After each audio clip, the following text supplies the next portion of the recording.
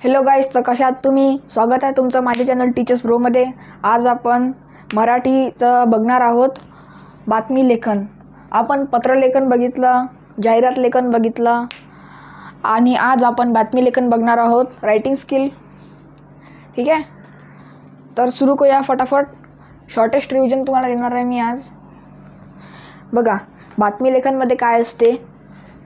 तुम्ही न्यूजपेपर वाचलात असेल. न्यूजपेपरमध्ये काय असते, एक हेड असं टायटल असते आणि अशी न्यूज असते. ठीक आहे, इकडं एक पॅरेग्राफ, इकडे दुसरा पॅरेग्राफ, अशी काही असते. फक्त आपल्याला चेंज काहीच नाही करायचं याच्यात. जे असे 2 कॉलममध्ये जे पॅरेग्राफ असते त्याला फक्त आपल्याला एक पॅरेग्राफमध्ये लिहायचं आहे, एका खाली एक. आणि हे जे हेडिंग असते हे आपल्या न्यूजपेपरप्रमाणेच एकदम बातमीच्या मधात. ठीक आहे, हे मधात असला, ठीक आहे, मधात आहे ते मधात लिहायचं. समजा हेडिंग जर मोठा असेल थोडा तर ते इकडने सुरुवात करायची, ते शेवटचा जो भाग आहे तो इथे करायचा, म्हणजे ते मधातच आलं पाहिजे. ठीक आहे. शेवटी आता आपण बघूया. फर्स्ट पॅरेग्राफ जो असते तो इंट्रोडक्टरी असते, म्हणून त्याच्या पहिले आपल्याला सर्वात पहिले त्या घटनेची तारीख सांगायची असते. तारीख, इथे तारीख असते आणि इथे ठिकाण. ठीक आहे, एवढं दिलं तुम्ही. तारीख आणि ठिकाण हे तुम्ही इंटरचेंज पण करू शकता. पहिले ठिकाण लिहू शकता, ठिकाण, नंतर तारीख, नंतर आपला इंट्रोडक्टरी स्पीच सुरू करायचं. सुरू कसं बघा. आता एखादी घटना झाली आहे 25 ऑगस्टला, ते कशी झाली, काय झाली, ते सर्वात पहिले एका पॅरेग्राफमध्ये असं लिहून टाकायचं, 2-3 लाईनमध्ये. नंतर त्याबद्दल थोडं विस्तार सांगायचं दुसऱ्या पॅरेग्राफमध्ये. आणि एक शेवटी तुमचा एक फायनल वर्डिक्ट द्यायचा. ठीक आहे, तुमचा म्हणजे स्वतःचा नाही, तर त्या भाषेमध्ये किंवा त्या संदर्भात एक फायनल वर्डिक्ट द्यायचं की कसं असलं पाहिजे, कसं झालं पाहिजे वगैरे. तर एवढं होतं.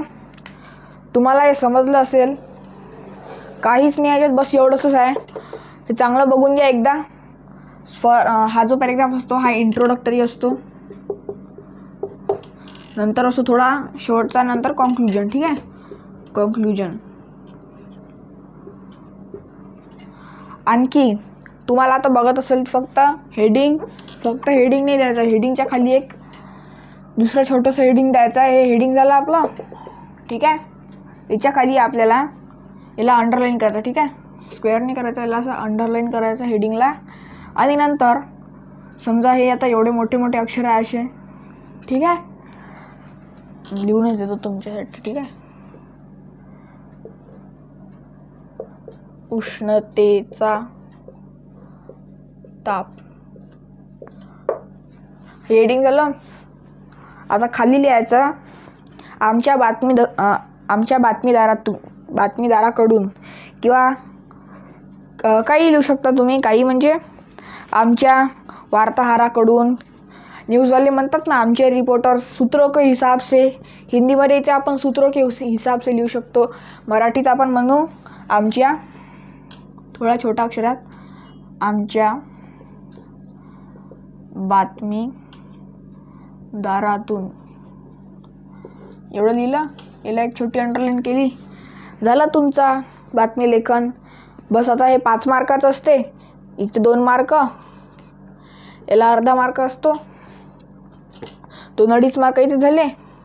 याला 3 मार्क असतात बॉडीला. म्हणजे तुम्ही एवढं लिहिलात, फक्त एवढं पाठ केला तर तुम्हाला 2 मार्क इझिली कव्हर होऊन जाईल. ठीक आहे, एखाद्या पोराला आलं नाही तरी तो एक्झाममध्ये जर त्यांनी एवढंही लिहिलं तरी त्याला मार्क भेटून जाईल. ठीक आहे, तेवढं समजलं असेल तुम्हाला.